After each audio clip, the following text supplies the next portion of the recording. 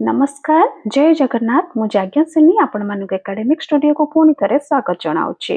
आज आम 9/7/2027 गुरुवार दिन चतुर्थ एवं पंचम श्रेणी लेक्चर नोट देखा। प्रथमे प्रथम पीरियड 10:15 रु 11टा श्रेणी हूँ पंचम सब मु चतुर्थ श्रेणी प्रथम लिखाई ये पंचम लिखिदे आपण मैंने लिखला बेले जदि प्रथम चतुर्थ श्रेणी लिखा चाहते देखिए लिखिपारे। पंचम श्रेणी विषय ये अच्छी पल्लवी एवं प्रसंग ग्रैंडपास ग्लासेस येलो कोड हेउची EN503। शिक्षण फलाफल students can read and follow simple English instructions.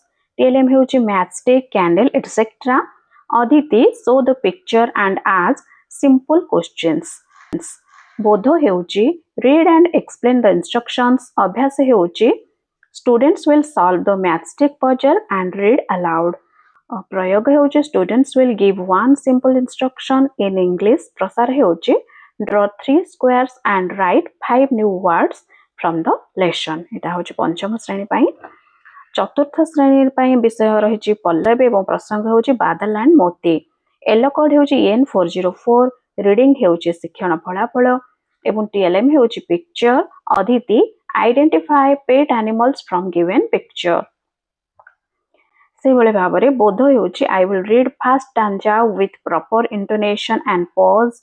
अभ्यास होउची स्टूडेंट्स विल रीड आफ्टर मी।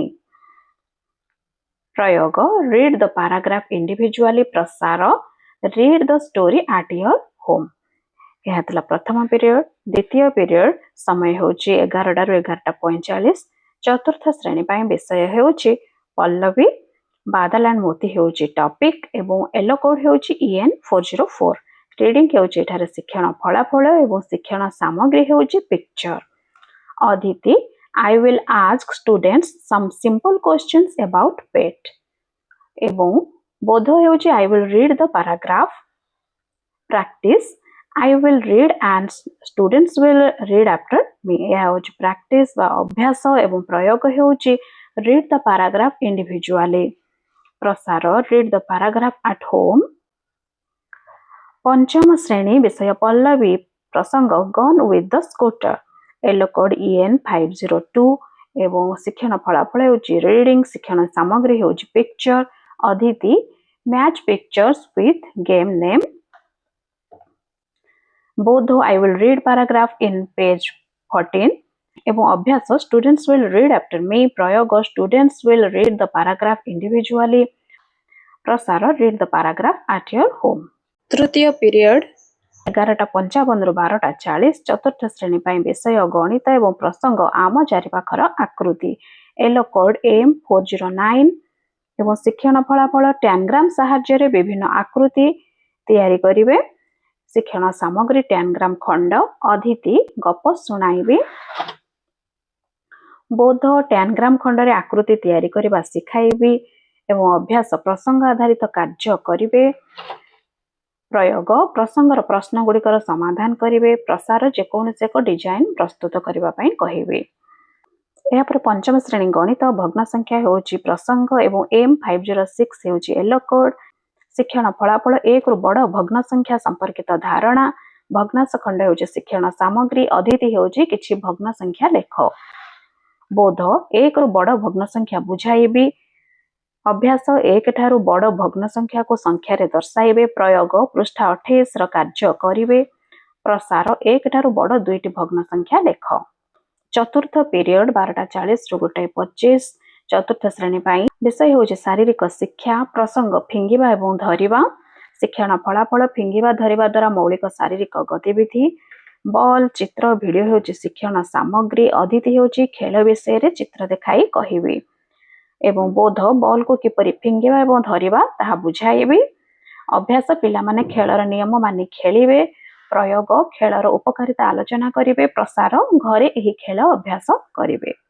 पंचम श्रेणी पई विषय हेउची गणित एवं प्रसंग भग्न संख्या। M506 हेउची येलो कोड एवं शिक्षण फलाफल 1 सहित भग्न संख्या गुडी को तुलना। भग्नांश खंड एवं चित्र हेउची शिक्षण सामग्री। 1 ठारू बड़ भग्न संख्या लेख। यह होउची अदिति एवं बोध हेउची 1 सहित विभिन्न भग्न संख्या गुडी को तुलना करी बुझाइबे। अभ्यास भग्न संख्या गुडी को 1 सहित तुलना करिवे। प्रयोग पृष्ठा 29 रे थिबा प्रश्नर समाधान करिवे। प्रसार किछि भग्न संख्या दे 1 सह तुलना करिबा पई कहिबे। पंचम पीरियड 2:10 रु 2:50 चतुर्थ श्रेणी पई विषय होछि गणित आम चारि पाखर आकृति होछि प्रसंग एलो कोड M409 शिक्षण फलाफल त्रिमात्रिक चित्रर शीर्ष बाहु संख्या कहि परिबे। टीएलएम होछि ज्यामितिक आकृतिर कार्ड अतिथि विभिन्न आकृति देखाई चिन्हिबा पई कहिबे। बोध आकृतिर बाहु और शीर्षबिंदु संख्या आलोचना करिवे। अभ्यास पाठ्यपुस्तकर प्रश्न समाधान करिवे। प्रयोग बिंदु जालिकारे 4 बाहु और 5 बाहु विशिष्ट आकृति अंकन करिवे। प्रसार घरे 2टी समतल आकृति अंकन करी सेमानंकर बाहु और शीर्ष संख्या लेखि आनिबे। पंचम श्रेणी पाई विषय परिवेश पाठ एवं प्रसंग हेउछि एक नदीर कहानी एलो कोड E505 शिक्षण फलाफल अभ्यास कार्य करिवे। शिक्षण सामग्री बा टीएलएम हेउछि पुस्तक अतिथि चित्र देखाई नदी संपर्क रे आलोचना करिवे। बोध अभ्यास प्रश्न आलोचना करिवे। अभ्यास प्रश्नर उत्तर लिखिवे। प्रयोग उत्तर फर्द संशोधन करिवे। प्रसार संशोधित होइथिबा उत्तर गुडी को आउथरे खातारे लिखिबा पई कहिबे। एहा परे देखिबा षष्ठ पीरियड 2:50 रु 3:30 चतुर्थ श्रेणी पई विषय परिवेश पाठ एवं प्रसंग पड़ोसी मानकु जानिबा। एलो कोड E403 हेउछि एलो कोड एवं शिक्षण फलाफल परिवहन व्यवस्था संपर्क रे जानिबे।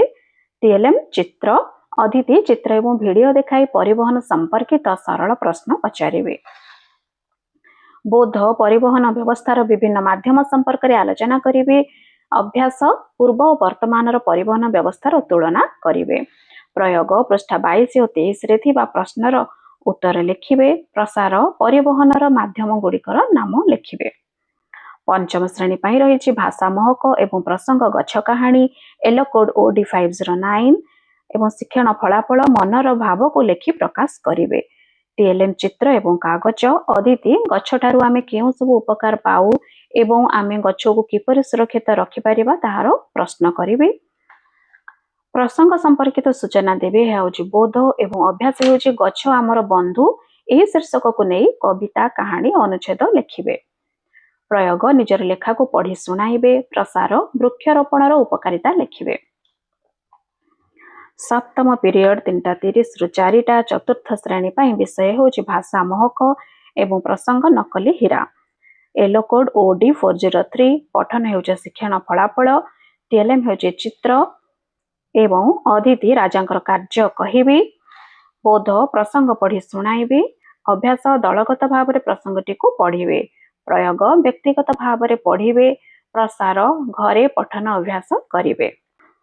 पंचम श्रेणी पई विषय शारीरिक शिक्षा एवं प्रसंग वस्तु को आघात कर एथिपई शिक्षण फलाफल फिंगिबा एवं धरिबा खेल खेलिबे।